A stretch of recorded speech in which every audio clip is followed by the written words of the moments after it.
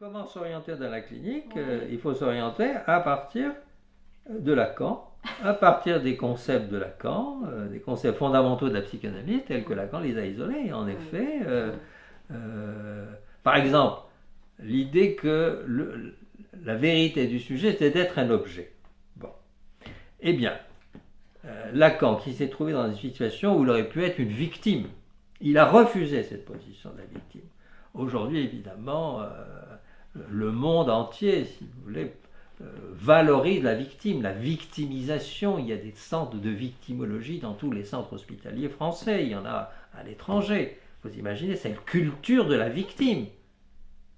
Bon, si on reprenait un petit peu le souffle et si on revenait un peu sur Terre, on reprenait les choses, peut-être qu'on arriverait à permettre aux cliniciens de cesser de se fasciner par cette position de la victime. Alors pourquoi est-ce que Lacan n'a pas été une victime?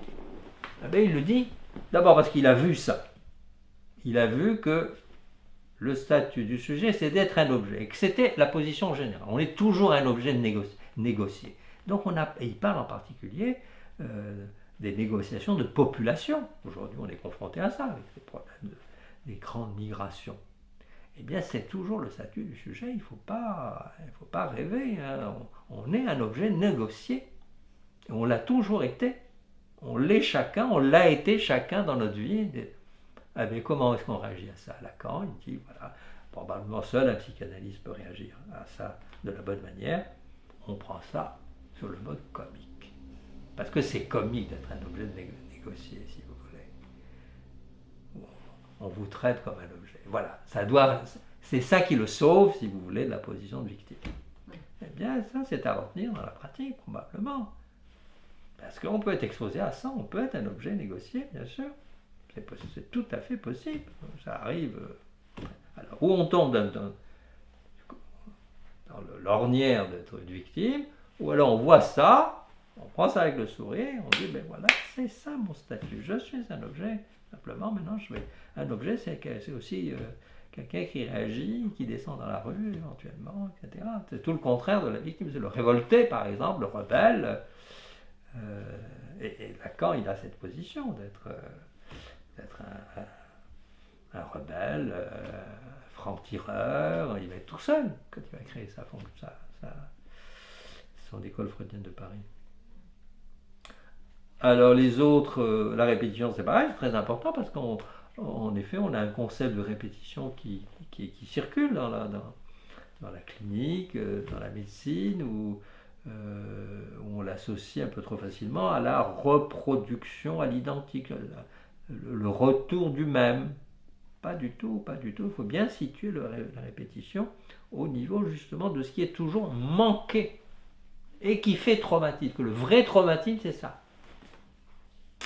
Donc là aussi, je sais qu'aujourd'hui, le traumatisme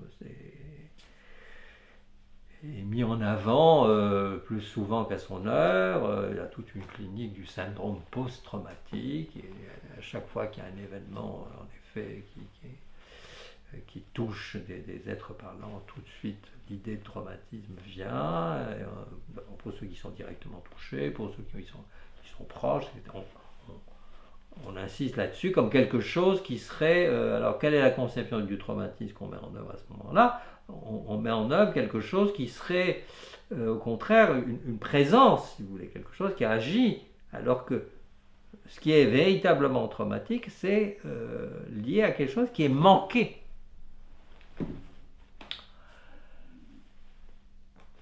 Le regard, c'est très nécessaire en effet d'avoir une idée sur ce qu'est la pulsion scopique dans un monde qui est envahi par les images, où aujourd'hui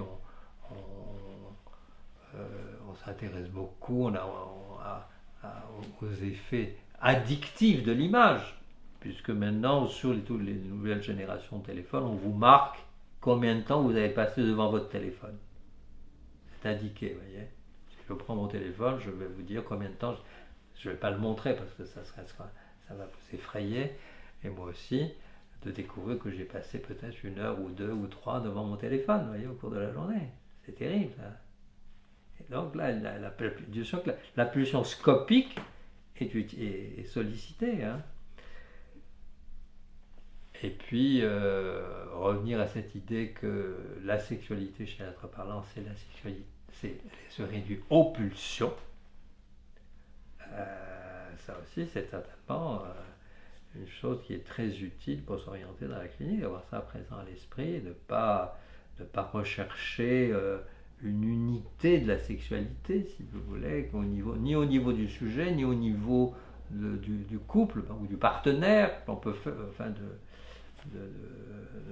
du couple qu'on peut faire qu'on peut constituer avec un partenaire.